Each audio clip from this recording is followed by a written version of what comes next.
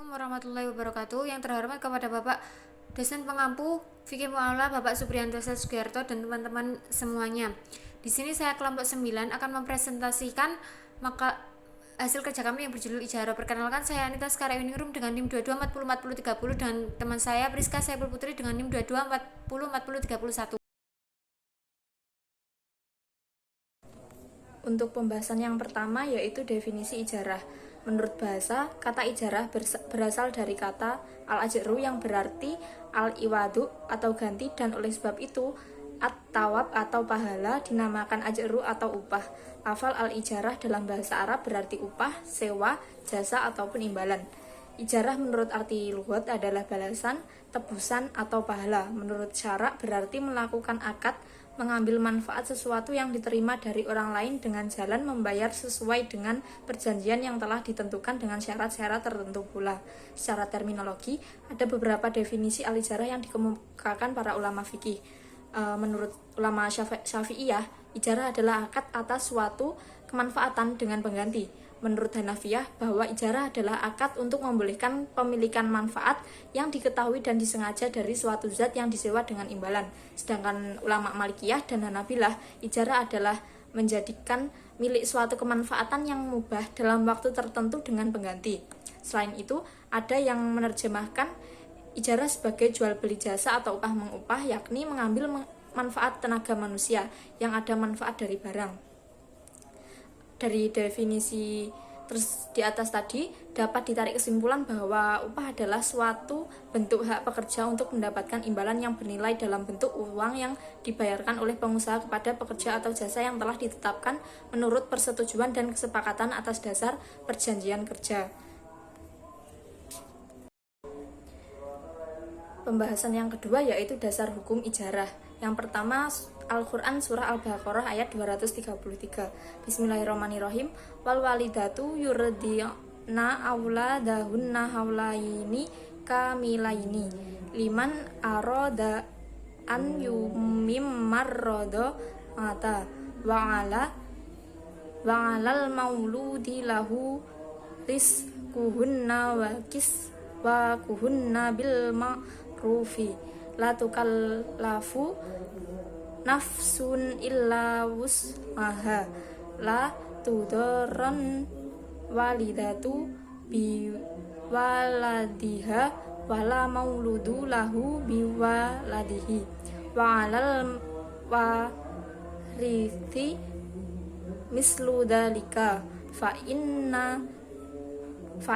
aroda fi solan an tarodin minhuma wa tasya'urin fala junaha alaihima wa in aradhum an tastardi'u auladakum fala junaha alaikum idza sallamtum ma ataitum bil ma'ruf wattaqullahu wa'lamu annallaha bima ta'maluna basir.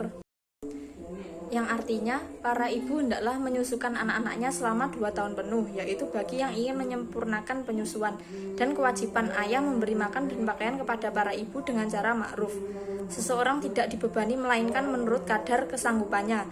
Janganlah seorang ibu menderita kesengsaraan karena anaknya dan seorang ayah karena anaknya, dan waris pun berkewajiban demikian. Apabila keduanya ingin menyapi atau sebelum 2 tahun dengan kerelaan keduanya dan permusyawaratan, maka tidak ada dosa atas keduanya. Dan jika kamu ingin anakmu disusukan oleh orang lain, maka tidak ada dosa bagimu apabila kamu memberikan pembayaran menurut yang patut. Bertakwalah kamu kepada Allah dan ketahuilah bahwa Allah Maha melihat apa yang kamu kerjakan. Dari ayat tersebut menerangkan bahwa setelah seseorang mempekerjakan orang lain, hendaknya memberikan upahnya.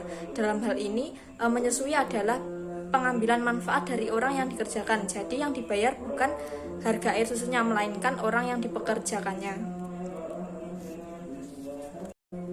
Kemudian para ulama juga sepakat bahwa ijarah itu dibolehkan dan tidak ada seorang ulama pun yang membantah kesepakatan ijma.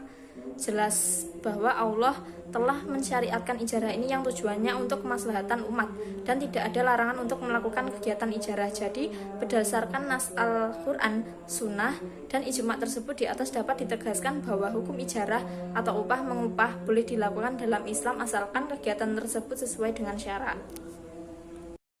Pembahasan yang ketiga yaitu syarat dan rukun ijarah. Menurut Hanafiyah, rukun ijarah hanya ada satu, yaitu ijab dan qabul dari dua belah pihak yang melakukan transaksi. Adapun menurut jumhur ulama, rukun ijarah itu ada 4. Yang pertama, 2 orang yang berakad atau akid. Orang yang melakukan akad ijarah ada 2 orang, yaitu mujir, orang yang memberikan upah atau yang menyewakan, dan mustajir, orang yang menerima upah untuk melakukan sesuatu yang menyewa sesuatu. Kemudian yang kedua yaitu sihot atau ijab kabul. Mutajir dan mustajir melakukan ijab dan kabul, yaitu ungkapan, pernyataan dan penjelasan yang keluar dari salah seorang yang berakad sebagai gambaran kehendaknya dalam mengadakan akad ijarah. Kemudian ada upah atau ujroh atau juga imbalan. Upah yang diberikan kepada mustajir atas jasa yang telah diberikan atau diambil manfaatnya oleh mujir, dan jumlahnya harus diketahui dengan jelas. Kemudian yang keempat yaitu manfaat. Harta benda dalam ijarah dapat dimanfaatkan secara langsung dan harta bendanya tidak cacat yang berdampak terhadap penghalangan fungsinya. Sebagai bentuk transaksi, ijarah dianggap sah jika memenuhi rukunnya. Di samping itu juga harus memenuhi syarat-syaratnya. Materi yang selanjutnya saya akan membahas tentang syarat-syarat dari ijarah. Yang pertama yaitu kedua belah pihak yang berakad, penjual dan pembeli, harus menyatakan kerelaannya dalam melakukan transaksi ijarah.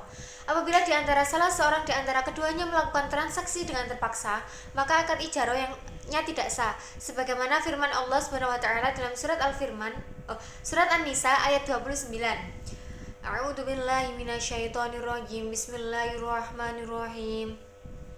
Ya ayyuhalladzina amanu la ta'kulu amwalakum bainakum bil batili illa an takunat tijaratan an aradim minkum wa la taqtulu anfusakum innallaha kana bikum rahim. Ya, artinya, hai orang-orang yang beriman, janganlah kamu saling memakan harta sesamamu dengan jalan yang batil, kecuali dengan jalan perniagaan yang berlaku dengan suka sama suka di antara kamu. Dan janganlah kamu membunuh dirimu, sesungguhnya Allah adalah Maha Penyayang kepadamu. Dan untuk syarat yang kedua yaitu bagi kedua orang yang melakukan transaksi, menurut ulama Syafi'iyah dan Hanabilah disyaratkan telah balik dan berakal. Oleh sebab itu, bagi yang belum balik dan tidak berakal, seperti anak kecil dan orang gila, transaksinya tidak sah. Berbeda dengan ulama Hanafiyah dan Malikiyah, bahwa orang yang bertransaksi itu harus berusia balik.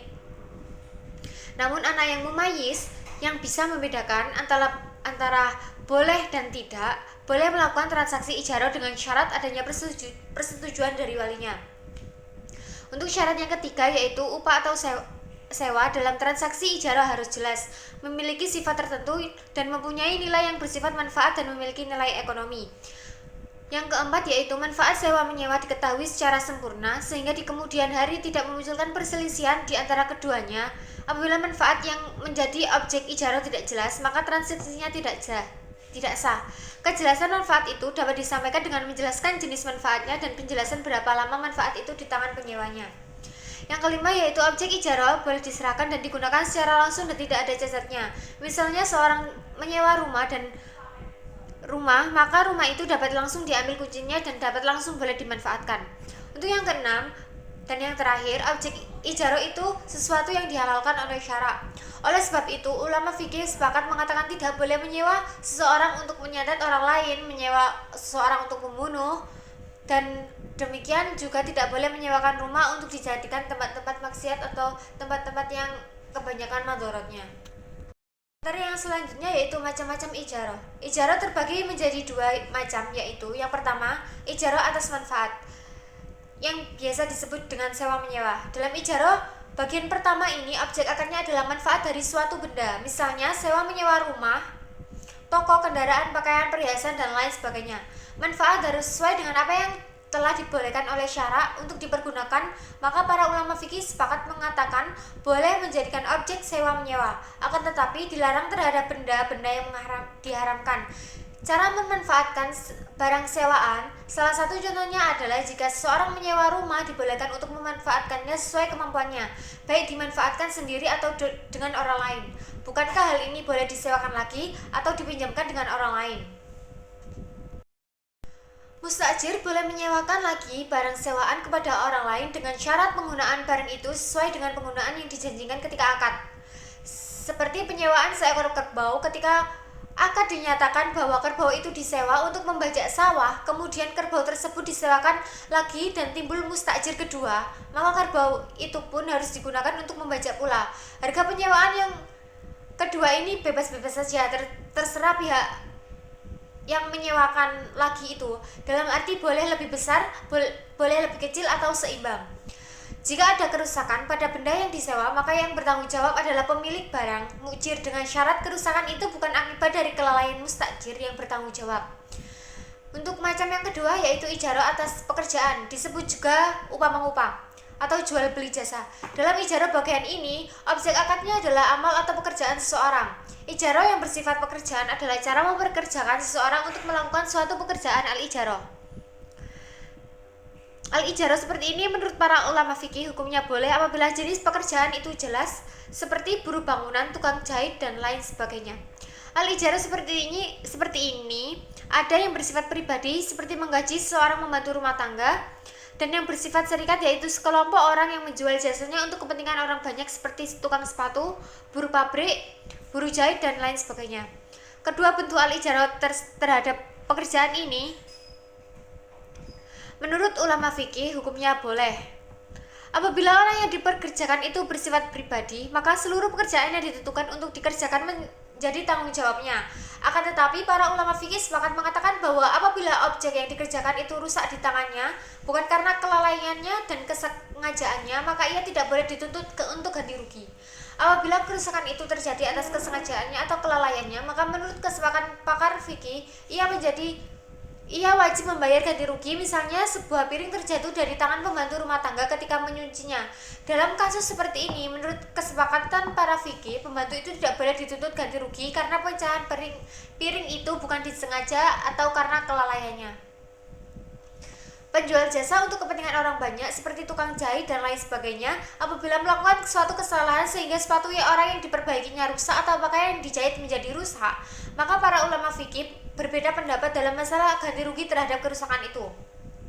Imam Abu Hanifah, Zufar ibnu Zail, ulama Hanabilah, dan Syafi'iyah berpendapat bahwa apabila kerusakan itu bukan karena unsur kesengajaan dan kelalaian tukang sepatu atau tukang jahit itu, maka ia tidak boleh dituntut ganti rugi barang yang rusak itu. Jadi seperti pada poin yang dikerjakan bersifat pribadi. Sedangkan Abu Yusuf dan Muhammad ibnu al-Hasan al-Syaibani, kedua sahabat Abu Hanifah, dalam salah satu riwayat dari Imam Ahmad ibnu Hambal, berpendapat bahwa penjual jasa untuk kepentingan umum bertanggung jawab atas kerusakan barang yang sedang ia kerjakan, baik dengan sengaja maupun tidak, kecuali kerusakan itu di luar batas kemampuannya untuk menghindari seperti banjir besar atau kebakaran.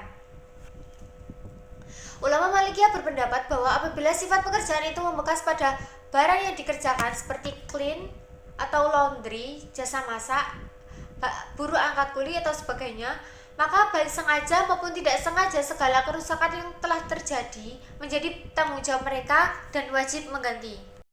Materi yang selanjutnya yaitu berakhirnya akad ijarah. Para ulama fikih berpendapat tentang sifat akad ijarah, apakah akad ijarah bersifat mengikat kedua belah pihak atau tidak. Ulama Hanafiyah berpendirian bahwa akad al-ijarah itu bersifat mengikat tetapi boleh dibatalkan secara sepihak bagaimana terhadap udzur dari salah satu pihak yang berakad seperti salah satu pihak wafat atau kehilangan kecakapan berpindah dalam hukum. Adapun jumhur ulama dalam hal ini mengatakan bahwa akad al-ijarah itu bersifat mengikat kecuali ada cacat atau barang itu tidak boleh dimanfaatkan. Akibat perbedaan pendapat ini dapat diamati dalam kasus bila mana seseorang meninggal dunia. Berdasarkan pendapat ulama Hanafiyah, seorang meninggal dunia maka akad al-ijarah batal karena manfaat tidak boleh diwariskan. Akan tetapi jumhur ulama mengatakan bahwa manfaat itu boleh diwariskan karena termasuk harta. Oleh sebab itu kematian salah satu pihak yang berakad tidak membatalkan akad al-ijarah. Berdasar pendapat Al-Khosani dalam kitab IUS sana itu mengatakan bahwa akad al-ijarah berakhir bila ada hal-hal sebagai berikut. Yang pertama, objek al-ijarah hilang atau musnah seperti rumah yang disewakan terbakar atau kendaraan yang disewa hilang. Untuk yang kedua yaitu renggang waktu yang disepakati dalam ijarah telah berakhir. Bila mana yang disewakan itu rumah, maka rumah itu dikembalikan kepada pemiliknya, dan bila mana yang disewakan itu jasa seorang, maka orang tersebut berhak menerima upahnya. Yang ketiga, wafatnya salah seorang yang berakad bila mana ada uzur dari salah satu pihak seperti rumah yang disewakan diserta negara karena terkait adanya hutang, maka akad al-ijarahnya tetap. Sementara itu berdasarkan pendapat Syed Syaki dalam bukunya Fikih Sunnah, al-ijarah akan menjadi batal dan berakhir bila mana ada hal-hal sebagai berikut. Yang pertama, terjadinya cacat pada barang sewaan ketika di tangan penyewa. Yang kedua, rusaknya barang yang disewakan seperti ambruknya rumah dan runtuhnya bangunan gedung. Yang ketiga, rusaknya barang yang diupahkan seperti bahan baju yang diupahkan untuk dijahit. Yang keempat, telah terpenuhinya manfaat dan diakadkan sesuai dengan masa yang telah ditentukan selesainya pekerjaan. Yang terakhir yaitu perbedaan berdasarkan pendapat Hanafi, salah satu pihak dari yang berakad boleh membatalkan al-ijarah jika ada kejadian-kejadian yang luar biasa seperti terbakar gedung, tercurinya barang-barang. Terima kasih, semoga bermanfaat. Wassalamualaikum warahmatullahi wabarakatuh.